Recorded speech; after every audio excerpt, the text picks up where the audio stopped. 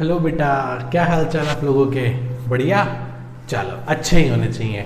आओ जी, आज हम स्टार्ट करने जा रहे हैं अपना सेकंड वीडियो लेक्चर। क्या स्टार्ट करने जा रहे हैं? Second video lecture. Valuation of goodwill हमारा चैप्टर चल रहा है। लास्ट लेक्चर में हमने काफ़ी सारी थ्योरी डिस्कस करी। आज हम मेथड ऑफ वैल्यूएशन सीख रहे हैं। आज हम सीखने जा रहे हैं कि गुडविल को वैल्यू करने के कितने मेथड्स हैं। मैंने आपको लास्ट क्लास में बताया कि गुडविल को वैल्यू करने के हमारे पास 3 मेथड्स होते हैं। पहला होता है एवरेज प्रॉफिट मेथड। आज हम उसी एवरेज प्रॉफिट मेथड की बात करने जा रहे हैं। एवरेज प्रॉफिट मेथड के अंदर 2 मेथड होते हैं, एक होता है सिंपल एवरेज और एक होता है वेटेड एवरेज। आज मैं आपके साथ सबसे पहले सिर्फ सिंपल एवरेज की बात करने जा रहा हूं। आओ जी, गुडविल को वैल्यू करें। बेटे एक बात समझे, गुडविल सिर्फ उसी की होगी जिसके फर्म के पास प्रॉफिट होगा। यदि प्रॉफिट नहीं होगा तो गुडविल का तो कोई सवाल ही नहीं उठता, है ना? बात समझ रहे हो? तो गुडविल उसी की होगी जिसके पास प्रॉफिट्स होंगे। लॉस मेकिंग कंपनी की कभी गुडविल नहीं हुआ करती। गुडविल हमेशा किसकी होती है? प्रॉफिट मेकिंग कंपनी की, जो लोग प्रॉफिट कमा रहे हैं। आओ जी शुरू करें। तो chapter number 2, method of valuation of goodwill. पहला average profit method. Average profit method के अंदर भी पहला कौन सा? Simple average profit method. कौन सा बेटा? Simple average profit method. तो गुडविल क्या है? गुडविल है एवरेज फ्यूचर एफएमपी इनटू में नंबर ऑफ ईयर परचेज। क्या है बेटा? एवरेज एफएमपी इनटू में नंबर ऑफ ईयर परचेज। मतलब एफएमपी क्या है? एफएमपी है फ्यूचर मेंटेनेबल प्रॉफिट। वो प्रॉफिट जो हमें पास्ट में हो रहा था और फ्यूचर में भी होता रहेगा। वो पास्ट का प्रॉफिट जो फ्यूचर में भी अनअफेक्टेड रहेगा।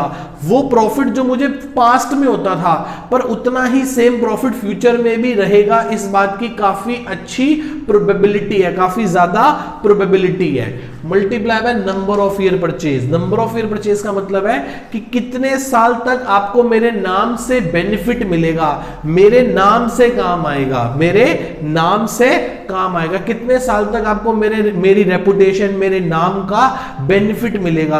आप यदि अपने एफर्ट्स ना भी लगाओ तो भी मेरे नाम से ही 2-3 साल आपके अच्छे प्रॉफिटेबल निकल जाएंगे। क्या आप मेरी इस बात को समझ पा रहे हैं? That is called number of year purchase. ठीक है जी, तो गुडविल समझ आ गई। प्रॉफिट को मल्टीप्लाई, जो फ्यूचर के प्रॉफिट्स है ना उसको मल्टीप्लाई, जो फ्यूचर में प्रॉफिट होने की उम्मीद है उसको मल्टीप्लाई कर दो नंबर ऑफ ईयर परचेज से कि कितने साल तक बेनिफिट मिलेगा, वो गुडविल होती है। मैं आपको भी प्रैक्टिकली भी समझाऊंगा सारे का सारा। हाउ सर एवरेज कैसे निकलेगी? एवरेज निकलेगी सम ऑफ प्रॉफिट्स। जितना भी प्रॉफिट है पिछले 3-4-5 सालों में, उसको उतने ही 3-4-5 सालों से क्या कर दो? डिवाइड कर दो। ऐसा करने से क्या होगा? ऐसा करने से एवरेज निकल आएगी। क्या निकल आएगी बेटा? एवरेज निकल आएगी। सर ये एफएमपी क्या होता है? ये फ्यूचर मेंटेनेबल प्रॉफिट्स क्या होते हैं? किसको कहते हैं फ्यूचर मेंटेनेबल प्रॉफिट्स? उसके बारे में 2 मिनट बाद बात करते हैं। मैं आपको एक छोटे से बेसिक एग्जांपल से एक बात समझाता हूं। मान लो लास्ट 3 इयर्स में जो मुझे प्रॉफिट है ना बेटा, वो है 90,000, 1,20,000 एंड 1,50,000। ठीक है, तो आप मुझे बताओ कि मेरा एवरेज प्रॉफिट कितना है? एवरेज प्रॉफिट कितना है? निकाल लेंगे, बहुत आसान है। तीनों को प्लस कर दो, डिवाइडेड बाय 3 कर दो, तो इससे मेरा एवरेज प्रॉफिट 1,20,000 निकल आया। कितना निकल आया? 1,20,000। इसका मतलब मुझे ऑन एन एवरेज हर साल कितना प्रॉफिट होता है? 1,20,000 रुपए का प्रॉफिट होता है। इसको मैं मल्टीप्लाई कर देता हूं नंबर ऑफ ईयर से, मतलब कि नंबर ऑफ ईयर परचेज, कि कितने साल तक आपको मेरी रेपुटेशन का, मेरी गुडविल का, मेरे पास्ट एफर्ट्स का आपको आगे फ्यूचर में बेनिफिट मिलता रहेगा। तो मैं मानता हूं कि मुझे 2 साल तक बेनिफिट मिलेगा। तो बताओ गुडविल क्या हो गई? गुडविल हो गई 2,40,000 रुपीज। इसका मतलब फर्म की गुडविल की वैल्यूएशन क्या हो गई? 2,40,000 रुपए फर्म की गुडविल हो गई। इतनी बात बेटा आप सबको समझ में आती है? पक्का? चले आगे। ये रहा जी, यहां तक हमको सारी बात समझ में आती है। ठीक है जी, अब हम बात करते हैं कि सर फ्यूचर मेंटेनेबल प्रॉफिट किसे कहते हैं? वो प्रॉफिट जो फ्यूचर, वो पास्ट का प्रॉफिट जो फ्यूचर में भी होगा, जिसके होने की हमें काफी अच्छी एक्सपेक्टेशन है, काफी अच्छी उम्मीद। आओ जी चलते हैं। आओ, फ्यूचर मेंटेनेबल प्रॉफिट मतलब यदि पास्ट के प्रॉफिट में मैं ऐड कर दूं, देखो बेटा लास्ट टू लास्ट ईयर ना हमारे गोडाउन में आग लग गई थी और 5 लाख रुपए का माल जल गया था, 5 लाख रुपए का माल जल गया था। तो अब मुझे बताओ ये एबनॉर्मल लॉस है कि एबनॉर्मल प्रॉफिट? एबनॉर्मल लॉस ना। इस लॉस की वजह से हमारे लास्ट टू लास्ट ईयर का प्रॉफिट क्या हो गया होगा सर? कम हो गया होगा। तो यदि ऐसा लॉस नहीं हुआ होता, ये एबनॉर्मल लॉस नहीं हुआ होता, तो हमारा प्रॉफिट ज्यादा होता कि कम होता? सर ज्यादा होता, बट ऑब्वियस है। इसलिए पास्ट में जितने भी एबनॉर्मल लॉस हुए हैं ना उसे ऐड कर लो। क्या कर लो बेटा? ऐड कर लो, क्योंकि फ्यूचर में ऐसे लॉस नहीं होंगे, फ्यूचर में आपका प्रॉफिट कम नहीं होगा। ठीक है, बात समझ में आती है? तो पास्ट के जितने भी एबनॉर्मल लॉस हैं उसे क्या कर लो? ऐड कर लो। Got it? जो उस ईयर में हुए होंगे, जो ईयर हम गुडविल की वैल्यूएशन के लिए कंसीडर कर रहे हैं। सारे लॉस मत ऐड कर लेना, वही लॉस ऐड करना, उसी साल का लॉस ऐड करना जिस साल का प्रॉफिट कंसीडर किया जा रहा है गुडविल की वैल्यूएशन करने के लिए। पक्का? ठीक है जी। आपको पता है पिछले साल क्या हुआ? पिछले साल ना मेरे पास एक गुड़गांव में प्लॉट पड़ा था, लिया था हमने कोई 35 लाख का, 75 लाख का बेच दिया भाई साहब। जबरदस्त प्रॉफिट हो गया हमें, जबरदस्त। ये प्रॉफिट आप मुझे बताओ कहां जाके क्रेडिट किया होगा? प्रॉफिट एंड लॉस अकाउंट में जाके क्रेडिट किया होगा, profit on sale of any investment के नाम से। हमें एक प्रॉफिट हुआ तो हमने जाके कैपिटल में क्या उसमें प्रॉफिट एंड लॉस अकाउंट में जाके क्या कर दिया होगा? क्रेडिट कर दिया होगा। इसकी वजह से मेरे पिछले साल का प्रॉफिट क्या हो गया होगा? बढ़ गया होगा। क्या आने वाले सालों में हर साल हम एक प्रॉपर्टी बेच के ऐसा गेन कमाएंगे? नहीं ना। ये कैसा गेन है? ये कैसा प्रॉफिट है? ये नॉर्मल प्रॉफिट है क्या? क्या ऐसा प्रॉफिट हमें रोज रोज होता है? क्या ऐसा प्रॉफिट हमें रोज रोज होता है? क्या फ्यूचर में ऐसा प्रॉफिट होने की एक्सपेक्टेशन है? नहीं। इसलिए ये एबनॉर्मल गेन है। इसकी वजह से पास्ट का प्रॉफिट क्या हो गया था? बढ़ गया था। पर एक्चुअली में ऐसे प्रॉफिट हमें हर साल नहीं होते। ये प्रॉफिट हमारे नॉर्मल कोर्स ऑफ बिजनेस के नहीं हैं। ऐसे गेन हमें रोज रोज नहीं होते, इसलिए हम इसको अपनी गुडविल की वैल्यूएशन के लिए कंसीडर नहीं करेंगे। इसलिए हम इसे क्या कर देंगे बेटा? माइनस कर देंगे। इसलिए हम इसे क्या कर देंगे? जितने भी पास्ट में नॉर्मल गेन हुए हैं, जिस भी साल में, पिछले से पिछले साल में जो नॉर्मल गेन हुए हैं उसे माइनस कर देंगे प्रॉफिट में से, सो दैट कि हम एक्चुअल बिजनेस प्रॉफिट कैलकुलेट कर सकें, जो हमने अपने ऑपरेशंस से, जो हमारा मेन कोर बिजनेस एक्टिविटी है उससे कमाया है। जो प्रॉफिट हमने उस एक्टिविटी से कमाया है सिर्फ उसी प्रॉफिट को कंसीडर किया जाएगा जो हमारे बिजनेस की कोर एक्टिविटी है। उसके अलावा जितने भी एबनॉर्मल गेन्स हैं, जितने भी हमारे बिजनेस से हटकर हमें इनकम है, वो सबको क्या कर देंगे? एलिमिनेट कर देंगे। और यदि पास्ट में कोई लॉस हुआ है जिसकी वजह से हमारा प्रॉफिट कम हो गया, उसे ऐड बैक कर लेंगे, सो दैट कि हम सही बिजनेस प्रॉफिट को कैलकुलेट कर सके for the valuation of goodwill. क्या आप मेरी बात को समझ रहे हैं मेरे बेटा? चलें नेक्स्ट। प्लस कर देंगे future expense saving. Future expense saving इसका मतलब जब मैं बिजनेस में आऊंगा तो हम इस रेंट की प्रॉपर्टी को छोड़ देंगे। हम अपनी प्रेमिसेस पे, हम प्रीमाइसेस मतलब अपनी बिल्डिंग में जाकर बिजनेस करेंगे जिसका हमें कोई रेंट देने की जरूरत नहीं है। फॉर एग्जाम्पल 20,000 रुपीज रेंट है हर महीने का, तो साल में कितने हो गए? 2,40,000। सही बात। तो 2,40,000 रुपए का खर्चा फ्यूचर में क्या होगा? नहीं हुआ करेगा।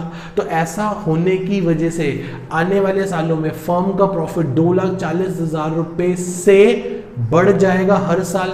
इसलिए क्या कर देंगे? ऐड कर देंगे फ्यूचर एक्सपेंस सेविंग्स को। ऐड कर देंगे फ्यूचर एक्सपेंस सेविंग्स को। पक्का? लेस कर देंगे फ्यूचर एक्सपेंसेस को। अभी तक हम अपने अकाउंट्स की कभी ऑडिट नहीं करवाते थे किसी भी चार्टेड अकाउंटेंट से। फ्यूचर में जब मैं बिजनेस को ज्वाइन कर लूंगा तो हम अपने सारे अकाउंट्स की ऑडिटिंग करवाया करेंगे एक चार्टेड अकाउंटेंट से, जो हमसे साल के 50,000 रुपए चार्ज करेगा। तो आप मुझे बताओ फ्यूचर में हमारा एक्सपेंस क्या हो जाएगा? बढ़ जाएगा। तो प्रॉफिट क्या हो जाएगा? कम हो जाएगा। इसलिए हम पास्ट के प्रॉफिट्स में से ही 50,000 रुपए, 50,000 रुपीज माइनस कर देंगे, क्योंकि फ्यूचर में हमें ऐसे प्रॉफिट्स, हमें 50,000 रुपये का खर्चा बढ़ जाएगा, सो दैट कि हमारा प्रॉफिट 50,000 से कम हो जाएगा। इसलिए हम फ्यूचर में होने वाले एक्सपेंस को क्या कर देंगे, माइनस कर देंगे आज ही, for the valuation of goodwill. किसकी वैल्यूएशन के लिए, गुडविल की वैल्यूएशन के लिए हम 50,000 के प्रॉफिट को कम कर देंगे, खर्चे को रिकॉर्ड कर लेंगे। सर ऐसा क्यों कर रहे हैं, क्योंकि हम जानना चाहते हैं कि कितना प्रॉफिट पास्ट का फ्यूचर में भी बना रहेगा। मैं दोबारा से अपनी बात को रिपीट करता हूं, कितना प्रॉफिट पास्ट का फ्यूचर में भी बना रहेगा, उसी के बेसिस पे तो हम गुडविल को वैल्यू करेंगे, उसी के बेसिस पे तो हम गुडविल को क्या करेंगे बेटा, वैल्यू करेंगे। ऐसी किसी भी प्रॉफिट में थोड़ा ना वैल्यू कर लेंगे।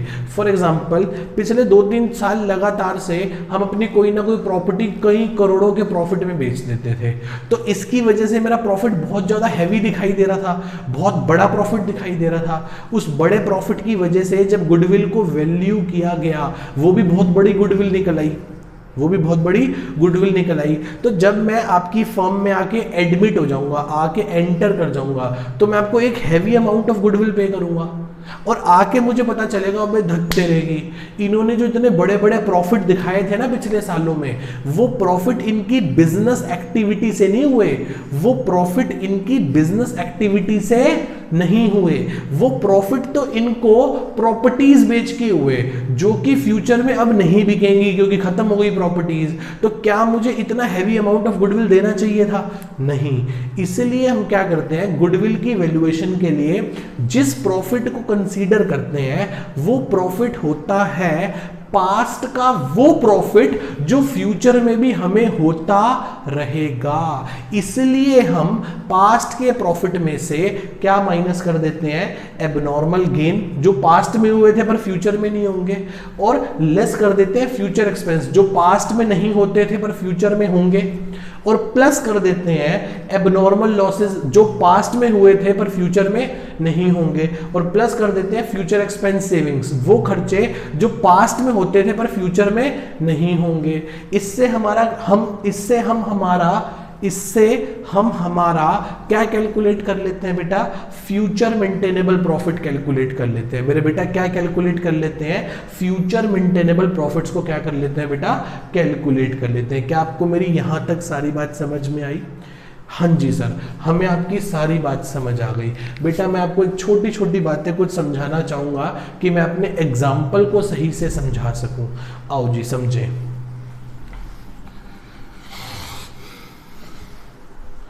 एक छोटी सी बात समझाऊंगा बेटा।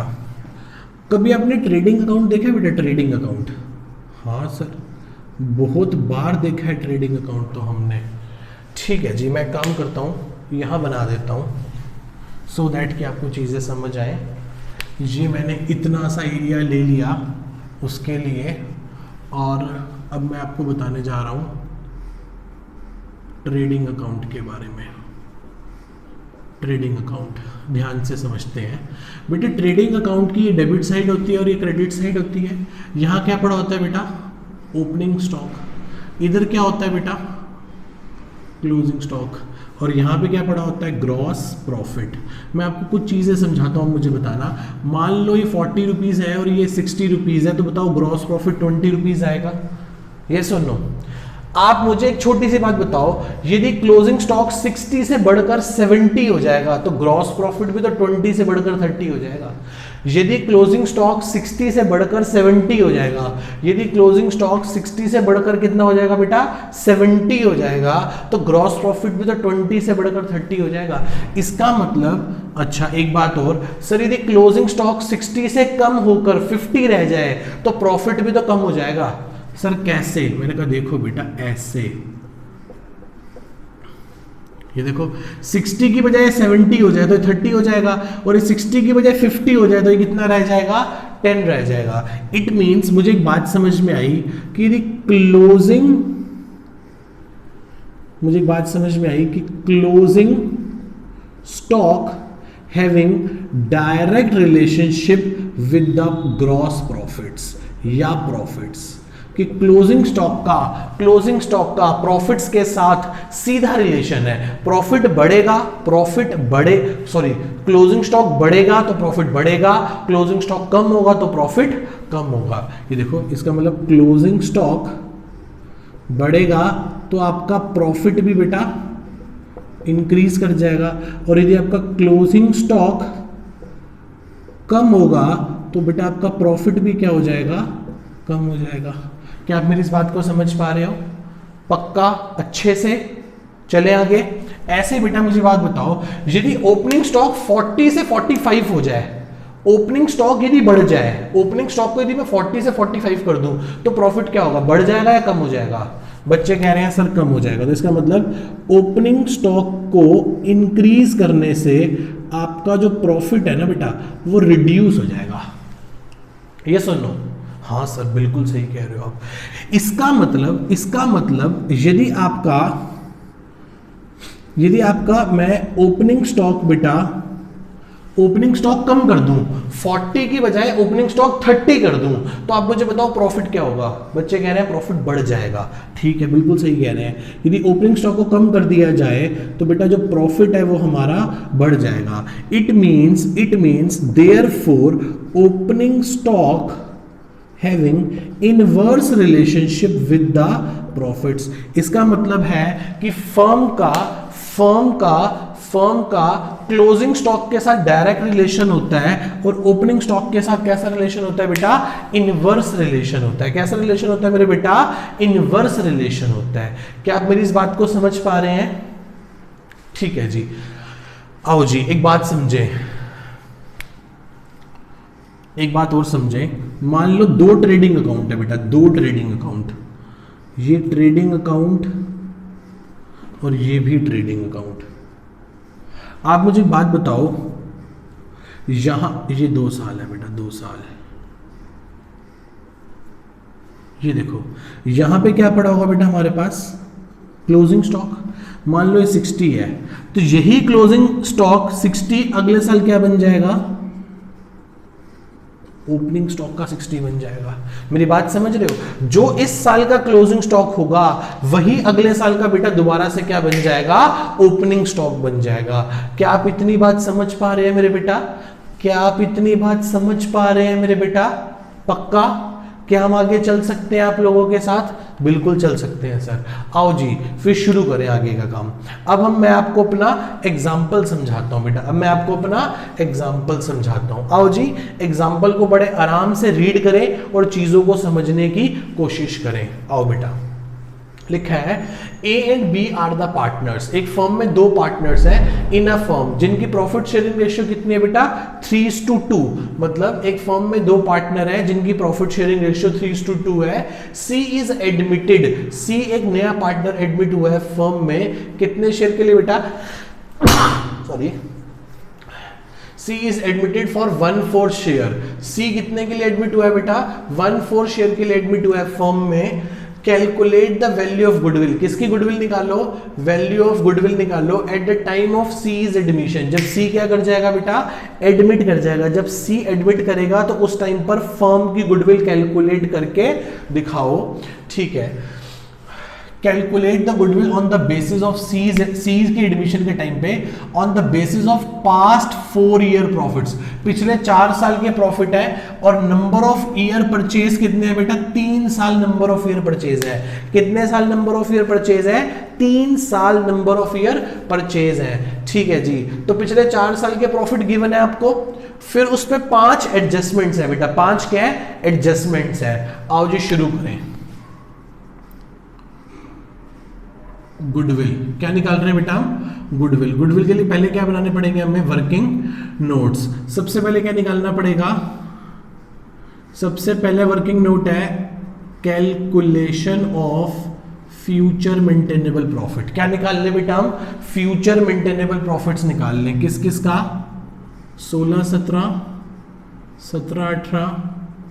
18, 19, 20। ये 4 साल के प्रॉफिट दिए हुए हमें। 2,40,000, 3,10,000, 3,60,000 और 4,00,000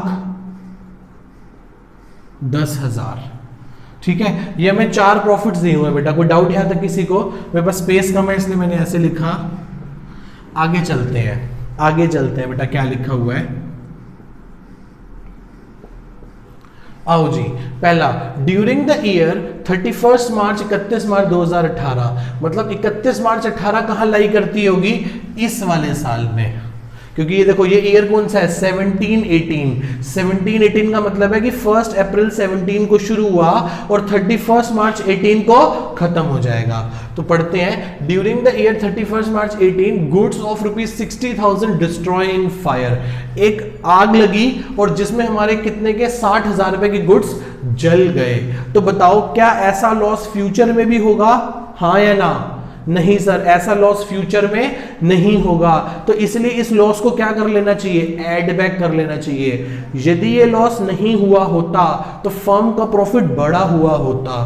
तो ऐड कर दो एबनॉर्मल लॉस। कितना एबनॉर्मल लॉस ऐड कर दोगे बेटा आप? 60,000 रुपीज का एबनॉर्मल लॉस ऐड कर दोगे। आओ जी, नेक्स्ट पॉइंट पढ़ते हैं। ये कौन सा पॉइंट था बेटा? फर्स्ट। सेकंड पॉइंट पढ़ते हैं, क्या कहता है? वो कहते हैं ड्यूरिंग द ईयर 31 मार्च 19, 31 मार्च 19 कहाँ लाई करेगा? इसमें के इसमें? सर इसमें, क्योंकि 31 मार्च 19, ये 18-19 का क्या मतलब है? इस 18-19 का मतलब है 1 अप्रैल 18 को शुरू हुआ और 31 मार्च 19 को खत्म हो जाएगा। तो ये इस साल में, इस साल क्या हुआ?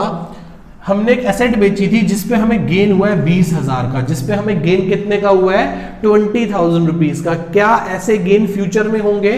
तो आंसर है कि नो, ऐसे गेन फ्यूचर में नहीं होंगे। तो ये रे जी,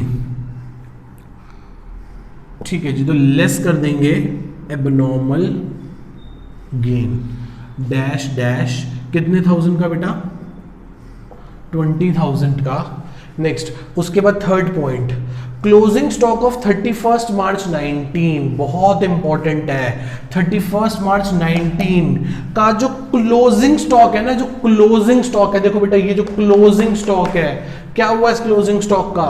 31 मार्च 19 का जो क्लोजिंग स्टॉक है वो ओवर वैल्यूड है, ज्यादा पड़ा है। कितने से? 10,000 रुपए से। इसका मतलब 31 मार्च 19 का क्लोजिंग स्टॉक 10,000 से ओवर वैल्यूड है, ज्यादा है। यदि ज्यादा है तो कम करोगे। तो जैसे ही क्लोजिंग स्टॉक को कम करोगे, क्लोजिंग स्टॉक को क्या करोगे? कम करोगे, क्योंकि वो गलती से क्या पड़ा है? ओवर वैल्यूड है। क्या है बेटा? वो ओवर वैल्यूड है, ज्यादा पड़ा है। तो ज्यादा को क्या करना चाहते हो? गलती से ज्यादा है, कम करना चाहते हो। तो जैसे ही क्लोजिंग स्टॉक कम करोगे तो प्रॉफिट भी क्या हो जाएगा? कम, क्योंकि क्लोजिंग स्टॉक और प्रॉफिट्स के बीच में कैसा रिलेशन होता है? डायरेक्ट रिलेशन होता है। समझ रहे हो मेरी बात को? इस बात को मैंने आपको यहां पे बड़े अच्छे से पूरा समझा दिया था। तो क्या करेंगे? Third point, plus minus closing stock, ठीक है जी, डैश डैश। इस साल का क्लोजिंग स्टॉक यदि आप कम करोगे, इस साल का यदि आप क्लोजिंग स्टॉक कम करोगे तो आपका प्रॉफिट क्या हो जाएगा? कम हो जाएगा बेटा। आगे चलें। यदि आपने इस साल का क्लोजिंग स्टॉक कम किया है तो वही गलती रिपीट होके कहां चली गई होगी? ओपनिंग स्टॉक में। मैंने आपको यही समझाया कि क्या हुआ कि जो भी हम गलती करेंगे यहां क्लोजिंग स्टॉक में, सेम गलती रिपीट हो गई होगी हमारी अगले साल के ओपनिंग स्टॉक में भी। भाई एक बात समझो, हर साल हम ओपनिंग स्टॉक कहां से लिखते हैं? पिछले साल के क्लोजिंग स्टॉक को ही तो उठा के कहां पे लिख देते हैं? ओपनिंग स्टॉक में। समझ रहे हो मेरी बात को? हर साल के क्लोजिंग स्टॉक को हम उठा के कहां लिख देते हैं बेटा? ओपनिंग स्टॉक में लिख देते हैं। इसलिए जो गलती क्लोजिंग स्टॉक में हुई होगी वही गलती कहां हो गई होगी? ओपनिंग स्टॉक में भी।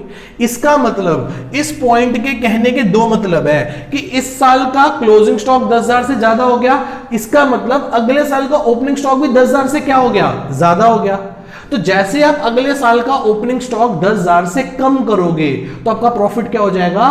बढ़ जाएगा, क्योंकि इनके बीच में कैसा रिलेशन है? इनवर्स रिलेशन है। इनके बीच में कैसा रिलेशन है मेरे बेटा? इनवर्स रिलेशन है। आओ जी, इसका मतलब अगले साल का प्रॉफिट 10,000 से बढ़ गया। क्या आप मेरी बात को समझ पा रहे हैं बेटा सभी बच्चे? पक्का? अच्छे से? क्या हम आगे चल सकते हैं? ठीक है जी, चलो सर आगे चलो। आगे वो कहता है opening stock of 17 is under valued bye 20,000। ओ, एक और पॉइंट आ गया।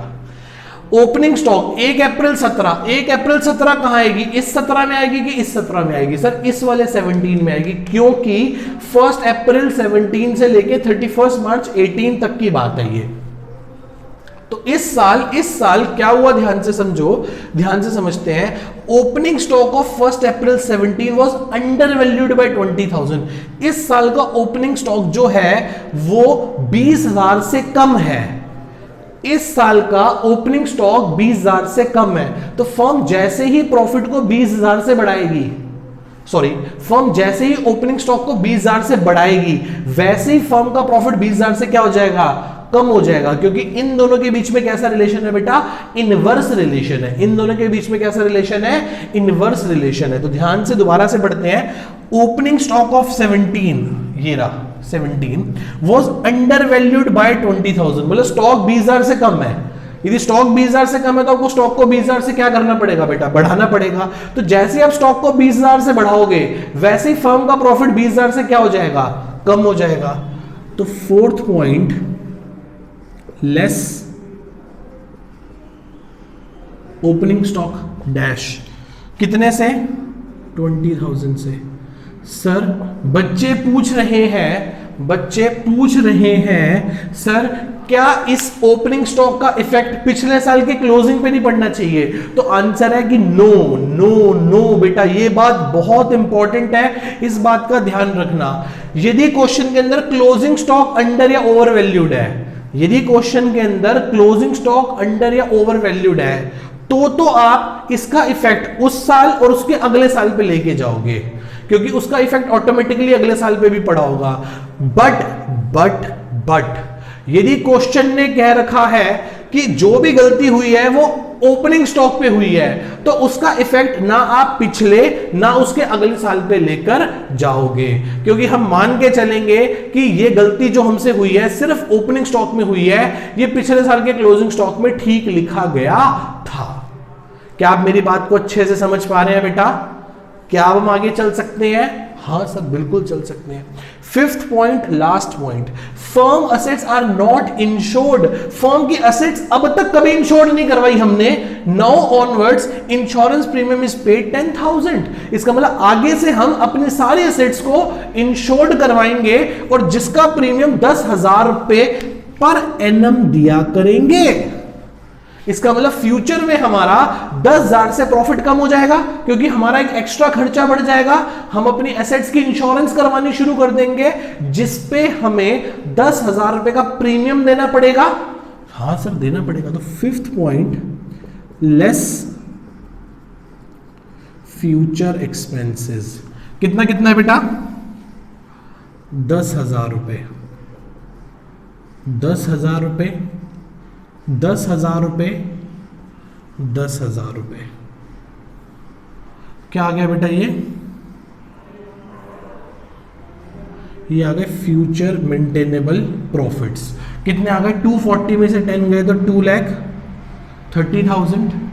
ये हो गए आपके, करो कैलकुलेट करके बताओ बच्चों कितने हो गए, जल्दी से बताओ, जल्दी से बताओ। ये हो गए आपके 390, 360 हो गए, नहीं 370, 370 में से 340, ये हो गए आपके, ये 360 ही हो गए। ये हो गए आपके 10 से 10 कैंसिल हो गए, 410 ही हो गए।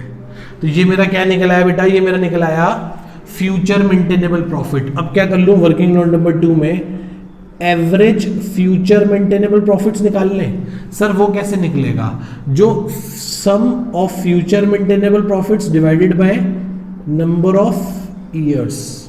कितना प्रॉफिट है? 230 plus 340 plus 360 plus 410 divided by 4, तो उससे एवरेज निकल आएगी। उससे क्या निकल आएगी मेरे बेटा? उससे एवरेज निकल आएगी। इन चारों को प्लस करके डिवाइड बाय 4 कर दो तो इससे क्या निकल आएगी?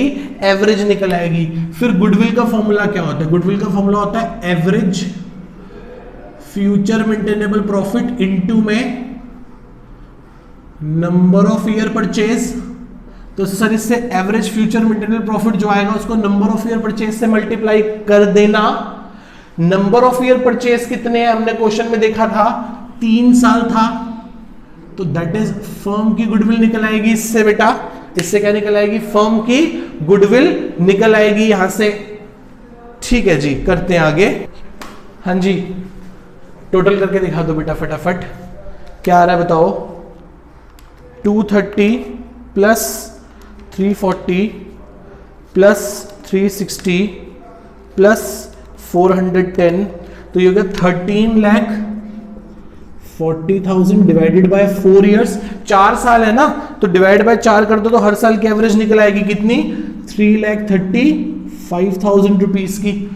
तो ये आ गया 3,35,000 मल्टीप्लाई बाय कितने ईयर परचेज है बेटा, 3 ईयर परचेज है। कितने ईयर परचेज है, 3 ईयर परचेज है। ये हो गया 10 लाख, कितना आ गया, 10,05,000 रुपीज, या गया 10,05,000 रुपए फर्म गुडविल निकल आई। इसमें से सी का शेयर कितना है बेटा, सी का शेयर, सी कितने के लिए पार्टनर बनने आया है, 1/4 ऑफ फर्म्स गुडविल, फर्म की गुडविल का 1/4 शेयर है, तो 1/4 ऑफ कितनी गुडविल निकाल ली थी फर्म की, 10,05,000, दैट इज इसको फिर 4 से डिवाइड कर दो, 2,51,000 कितने, दैट इज 2,51,250 रुपीज किसको लेके आने पड़ेंगे, सी को लेके आने पड़ेंगे अपने हिस्से की गुडविल के लिए। तो सी 2,51,250 रुपीज ला के देगा अपने हिस्से की गुडविल के लिए। इतनी बात समझ में आती है बेटा सबको, पक्का। आज हमने सिर्फ क्या किया, आज हमने मेथड ऑफ वैल्यूएशन पढ़ना शुरू किया, जिसके अंदर पहला मेथड एवरेज प्रॉफिट मेथड, उसके अंदर भी 2 मेथड होते हैं, सिंपल एवरेज और दूसरा कौन सा होता है, वेटेड एवरेज। तो हमने सिंपल एवरेज प्रॉफिट मेथड को समझा, उस पे बेस्ड एक एग्जांपल करा और उसको पूरा सॉल्व करके मैंने आपको दिखा दिया। बेसिकली इस क्वेश्चन के आने की प्रोबेबिलिटी 4 नंबर में है, 3 नंबर में कोई क्वेश्चन नहीं आएगा, 4 नंबर में हो सकता है कि आ जाए, पर काफी टफ कंपटीशन है। 4 नंबर के सिर्फ बोर्ड में 4 ही क्वेश्चन है यहां से, और बहुत सारे टॉपिक्स हैं पढ़ने के लिए हमारे पास, तो प्रोबेबिलिटी थोड़ी कम है, बट ये आने वाले चैप्टर्स में बहुत ज्यादा हमें हेल्प करेगा जब हम गुडविल को वैल्यू कर रहे होंगे, कहां पे, एडमिशन में, रिटायरमेंट में, डेथ में, तो वहां हमें जरूर काम आएगा। ये तो हमें सीखना है और अच्छे से सीखना है, और इस कॉन्सेप्ट को ध्यान से समझिएगा बेटा। ठीक है जी, bye bye, tata, see you. बाकी नेक्स्ट टॉपिक नेक्स्ट लेक्चर में कवर अप करेंगे हम आप लोगों के साथ।